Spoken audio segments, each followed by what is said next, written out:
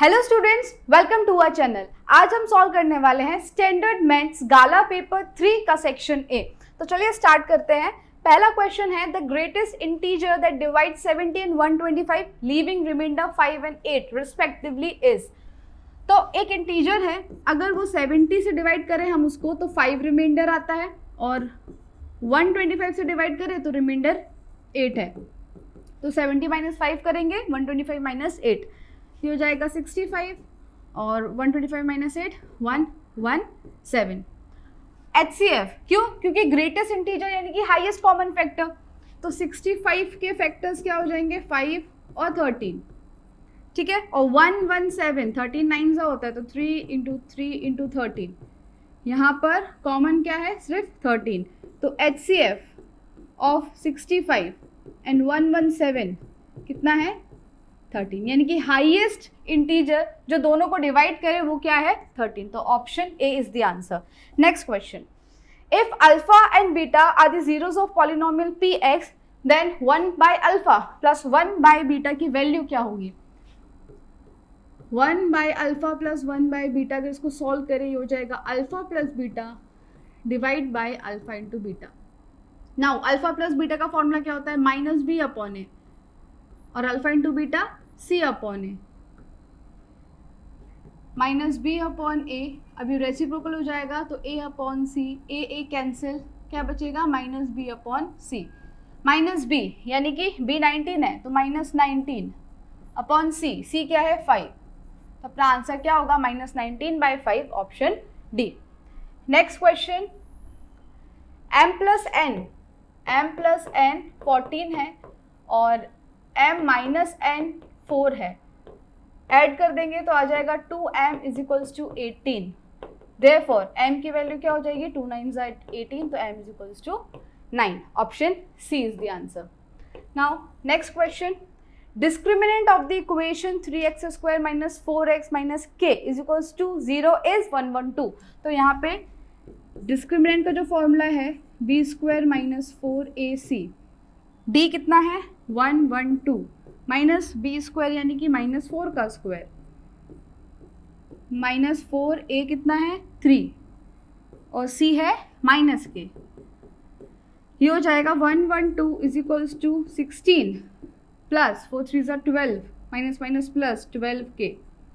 Therefore 12k is equals to 112 minus 16 कितना होगा, 96, और 12 8 96 होता है, therefore k is equals to 8, k की वैल्यू आई 8, option B is the answer.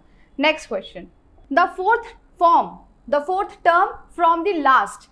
तो अगर लास्ट से पूछा है तो इसको रिवर्स कर देंगे, 49 कॉमा तो चालू हो रहा है -5 -8 11 -11, ठीक है। तो a हो जाएगा यहाँ पर 49, d हो जाएगा -11 -8 -11 प्लस 8 कितना होता है, -3, तो d कितना आया, -3। अब हमको फोर्थ टर्म चाहिए लास्ट से, वो रिवर्स कर दिया तो डायरेक्ट वो लास्ट से ही आएगा। तो a4 is equals to a plus 3d। तो a कितना है 49 प्लस 3, d कितना है -3, तो हो जाएगा 49 3 3 9 माइनस, देयरफॉर a4 की वैल्यू आ जाएगी 40। क्लियर? तो fourth term from the last is 40, option B is the answer. Next question, in a trapezium ABCD, AB parallel to CD। तो ट्रेपीजियम बना देते हैं,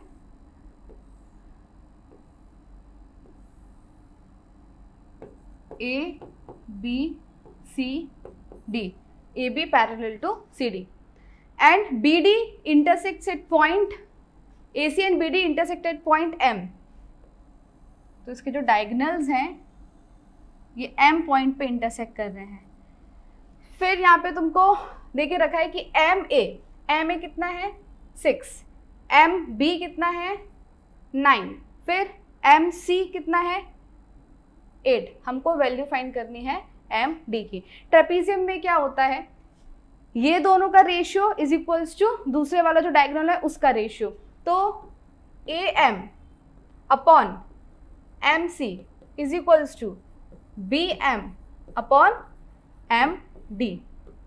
ए एम कितना है 6, एम सी कितना है 8 is equals to B M है 9 और एम डी फाइंड करना है। देयरफॉर एम डी की वैल्यू हो जाएगी 9 into 8/6।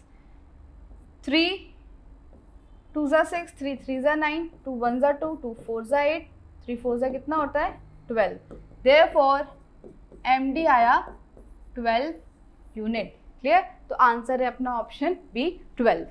Next question, if the distance between the points 2, -3 and 5b is 5, then b की वैल्यू फाइंड करनी है। यहाँ पर हमको डिस्टेंस का फॉर्मूला लगाना पड़ेगा, d is equals to under root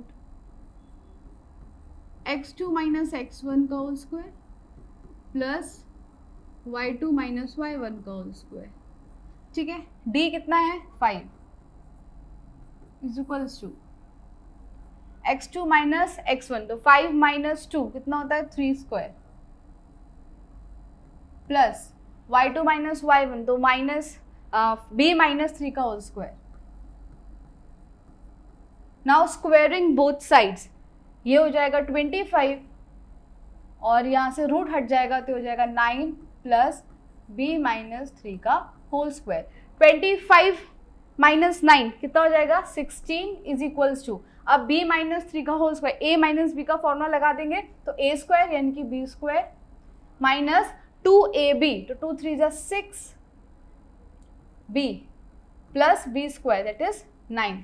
ठीक है, अब 9 फिर से वहाँ पे जाएगा, 16 माइनस 9 कितना होता है 7 is equals to B square minus 6b।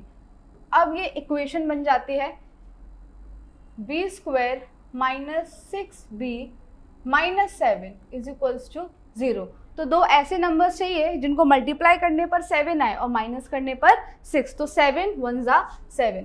Therefore b square minus b plus 7b minus 7 is equals to 0। b common आ जाएगा, अंदर बचेगा b माइनस 1 प्लस 7 कॉमन आ जाएगा, अंदर बचेगा b minus 1 is equals to 0। Therefore b minus 1 b plus 7 equals to 0। तो या तो b की वैल्यू 1 होगी या b की वैल्यू माइनस 7 होगी। तो आंसर इज 1 और माइनस 7। क्लियर? यहाँ पे दो b की वैल्यू आएगी, इधर इट विल बी 1 और minus 7। Clear? Next question, if 7 sin square theta plus 3 cos square theta is equals to 3, then find the value of sin theta। तो 7 sin square theta plus 3 cos square theta is equals to 3। हमको sin की value find करनी है। sin square theta plus cos square theta की जगह हम क्या लिख सकते हैं 1 minus sin square theta is equals to 3। now 7 sin square theta multiply हो जाएगा plus 3 minus 3 sin square theta is equals to 3। अच्छा, यहाँ पे 3, यहाँ पे दोनों पॉजिटिव 3, ये कैंसिल हो जाएंगे तो ये हो जाएगा, और 7 माइनस 3 sin square theta कितना होता है 4 sin square theta। तो 4 sin square theta is equals to 3, यहाँ पे गया 3 माइनस 3 हो गया 0। देयरफॉर sin square theta की वैल्यू भी क्या हो जाएगी 0। तो answer is 0। Clear? Now next question, in the sides of triangle ABC measures 11 cm, 60 and 61 cm, hence the in radius of triangle ABC is dash। तो जब भी in radius की बात होती है हम right angle triangle को ही कंसिडर करते हैं। तो ये ऐसा है, इसके अंदर circle. Clear? A B C। अब ये जो 3 मेजरमेंट देख के रखे हैं इसको देख के पता चल रहा है ये ट्रिपलेट्स है, यानी कि 11 स्क्वायर 1 to 1 फिर 60 का स्क्वायर कितना होता है 3600, इनको ऐड करेंगे तो क्या आएगा 3721, और 3721 किसका स्क्वायर होता है 61 का स्क्वायर होता है, यानी कि ये पाइथागोरस थ्योरम को फॉलो कर रहा है, तो राइट एंगल ट्राइंगल ही है। अगर राइट एंगल ट्राइंगल है तो इन रेडियस का जो फॉर्मूला होता है वो क्या होता है, perpendicular plus base minus hypotenuse divide by 2। तो हाइपोटेनस तो 61 है यहाँ पर, ठीक है, बेस हो जाएगा 60 और ये परपेंडिकुलर 11, तो 11 plus 60 minus 61 by 2, therefore radius is equals to, ये हो जाएगा 71 माइनस 61 बाय 2, 10 बाय 2, तो रेडियस कितना आया 5, 2 5 ज़ा 10, तो रेडियस आया 5 centimetre. Clear, option 5 is the answer. Now next question, fill in the blanks with correct alternative। पहला है the area of a quadrant of the circle with radius 21 centimetre is dash centimetre square. तो direct formula है area of a quadrant is equals to pi r square by 4, तो 22/7 into 21 into 21 upon 4, 7 3 ज़ा 21, फिर 2 2 ज़ा 4, 2 1 ज़ा 2, 2 1 ज़ा 2, ये हो जाएगा 11 3 ज़ा 33 इंटू 21/2, 33 1 ज़ा 33, 33 2 ज़ा 66 प्लस 3 69/2, 2 से डिवाइड करेंगे, 2 3 ज़ा 6, 2 4 ज़ा 8, 2 6 ज़ा 12 और 2 5 ज़ा 10, तो 346.5 centimetre square is the answer. Okay, next question, the radius of a cylinder is 21 centimetre and its curve surface area is 3960, find the height of the cylinder. तो curved surface area of cylinder देके रखा है कितना 3960, formula क्या होता है 2 pi r h is equals to 3960, 2 into 22/7, r 21 है, H find करना है इज इक्वल्स टू 3960, 7 1 ज़ा 7 3 ज़ा 21, हाइट आ जाएगी 3960 डिवाइड बाय 2 इंटू 22, तो 44 और 3, सबसे पहले 3 से डिवाइड कर देंगे, तो 3 1 ज़ा 3, 3 3 ज़ा 9, 3 2 ज़ा 6 और 0, अब 44 3 ज़ा 3 4 ज़ा 12, 3 4 ज़ा 12 113, तो 44 3 ज़ा 132 होता है, 3 और 0, देयरफॉर हाइट आ गई 30 सेंटीमीटर। क्लियर, तो answer is 30 centimetre. Now next question, इसमें क्या है, if the mode of the observation, mode यानी कि वो ऑब्जर्वेशन जो सबसे ज्यादा बार रिपीट हो रहा हो, 64 60 48 x 43 48 43 एंड 34 इज, यानी कि मोड क्या है, मोड 43 है, तो सबसे ज्यादा बार क्या आना चाहिए 43। यहाँ पे हम देखेंगे कि 43 2 बार है और 48 भी 2 बार है, ठीक है। अगर मोड 43 है तो x को क्या होना पड़ेगा 43, क्योंकि सबसे ज्यादा अगर 43 रिपीट होगा तो ही मोड बनेगा 43, देयरफॉर यहाँ पर x की वैल्यू आ गई 43। पर पूछा क्या है x प्लस 3, तो 43 प्लस 3 कितना होता है 46, हमारा आंसर है 46। Clear, next question, state whether the following statements are true और फॉल्स। पहला स्टेटमेंट है P of A ratio P of A bar, तो P ऑफ A, ठीक है, P of A ratio P of A bar 3:2 दे के रखा है, P ऑफ A फाइंड करना है, तो P ऑफ A है 3 और सम कितना है 5, तो क्या होना चाहिए 3/5, तो सही है, ट्रू, ठीक है। फिर नेक्स्ट में क्या पूछा है कि P -2/3 इज इक्वल्स टू 0, यानी कि x की वैल्यू -3/2 है, तो चेक कर लेते हैं, यहाँ पर 3x + 2 इज इक्वल्स टू 0, तो x की वैल्यू क्या हो जाएगी -2/3, यहाँ पे भी वही लिखा है रखा है -2/3, तो ये स्टेटमेंट भी कैसा हो जाएगा ट्रू। फिर the roots of the equation, roots check करने हैं तो स्प्लिट कर देते हैं, x² plus 8x plus 12 is equals to 0। तो 6 2 ज़ा 12 होता है, 6 प्लस 2 8 होता है, तो x square plus 6x plus 2x plus 12 equals to 0।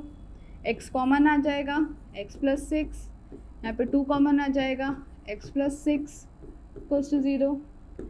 तो x प्लस 6 और x plus 2 is equals to 0। तो या तो x इज इक्वल्स टू -6 होगा और x इज इक्वल्स टू -2। तो उसके जो रूट्स हैं वो -6 और -2, लेकिन यहाँ पे क्या है 6 and 2 पॉजिटिव देके रखें, इसलिए कैसा होगा फॉल्स। फिर नेक्स्ट क्या है, the vertices of a triangle are, जो 3 वर्टाइसेस है उसके कोऑर्डिनेट्स देके रखे हैं, we have to find the coordinate of centroid of the triangle. तो उसका फॉर्मूला होता है gxy is equals to x1 plus x2 plus x3 by 3, y1 plus y2 plus y3 by 3। अब x1 x2 x3 क्या है, 7 7 3, ये है x coordinates. तो 7 plus 3 by 3, comma y coordinate क्या है 6 3 3, 6 3 3 y coordinates, 6 plus 3 divide by 3, 7 plus 7 हो जाएगा 14, 14 प्लस 3 17 बाई 3, और दूसरा 6 प्लस 6 12 बाई 3, तो 3 4 ज़ा 12। तो सेंट्रॉइड का आंसर आया कोऑर्डिनेट 17 बाई 3 एंड 4। क्या ये सही देके रखा है, यहाँ पर है 17 बाई 4 और 4, तो ये तो सही है पर ये गलत है, ठीक है, 17 बाई 3 आएगा, इसलिए स्टेटमेंट कैसा हो जाएगा false. Clear. Now next question, answer the following question in 1 और 2 सेंटेंस। पहला है what is the angle made by the hour hand in the clock in 1 minute. Hour hand की बात हो रही है, तो अगर आर हैंड को 12 से 1 जाना हो, तो जब मिनट हैंड पूरा 360 डिग्री घूम जाता है या पूरा 60 मिनट हो जाते हैं, तब जाके आर हैंड सिर्फ इतना डिग्री मूव करता है। तो ये जो 2 डिजिट के बीच में डिग्री बनती है वो कितनी होती है 30 डिग्री, यानी कि आर हैंड को इतना मूव करने के लिए कितना टाइम लगता है 60 मिनट्स। तो 60 मिनट में वो 30 डिग्री मूव करता है, 30 डिग्री एंगल बनाता है, तो 1 मिनट में कितना बनाएगा 30 divide by 60 is equals to 0.5 degree.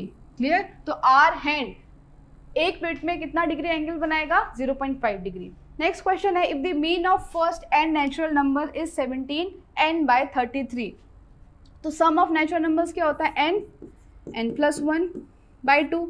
अब मीन फाइंड करना है तो नंबर ऑफ ऑब्जर्वेशन से डिवाइड कर देंगे, यहाँ पर n और n कैंसिल हो जाता है, तो n प्लस 1 बाई 2। क्लियर। तो n plus 1 by 2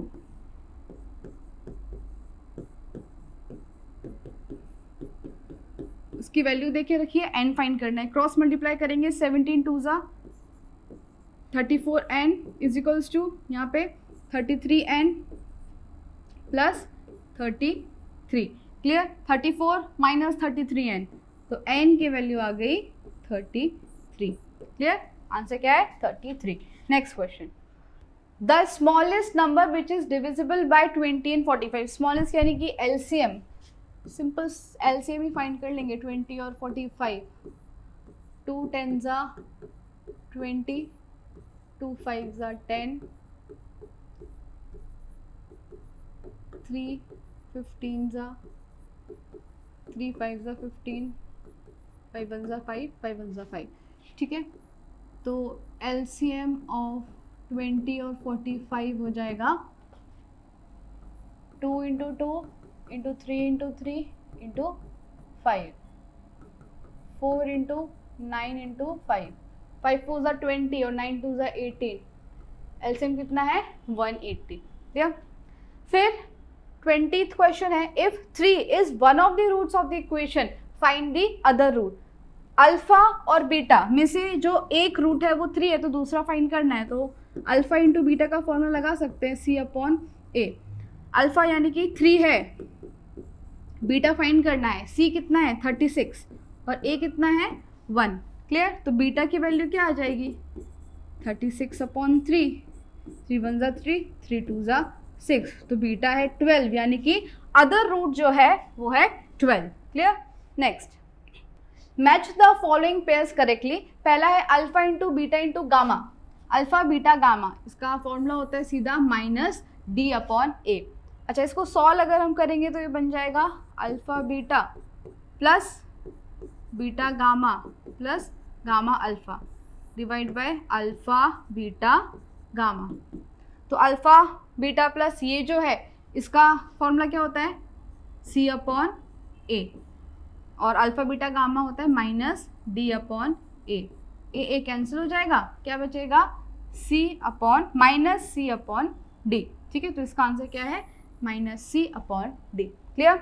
next, tan theta, तो टेन थीटा का फॉर्मूला क्या होता है sine theta by cos theta, tan theta. और सेक थीटा को क्या बोलते हैं 1/cos theta is equals to sec theta. Clear? तो ये था गाला पेपर 3 स्टैंडर्ड मैथ्स का सेक्शन ए। आई होप आपको समझ में आया होगा। अगर आपको इसके सॉल्यूशन चाहिए तो वो हमारी ऐप UGD पर आपको PDF के फॉर्म में मिल जाएगा। अगर आपको वीडियो पसंद आया हो, do like and subscribe our channel. Thank you.